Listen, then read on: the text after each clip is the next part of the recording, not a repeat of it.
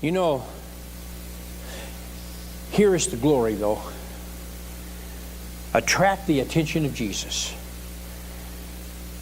and you'll be the next child who says, come here. Well, what about finances? Is God interested in that stuff?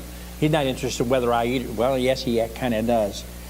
And we look at the physical, but we don't look at the things that bother us sometimes. What about money? What about those who are so poor that they want to sell their house, or those who don't even know where they're going to get their next meal?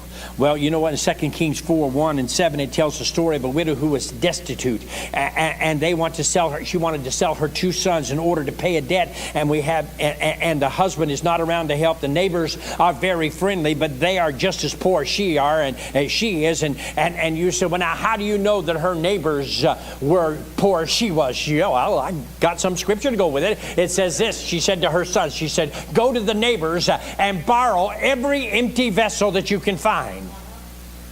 Now, if they'd had full vessels, they would have been a lot richer, wouldn't they?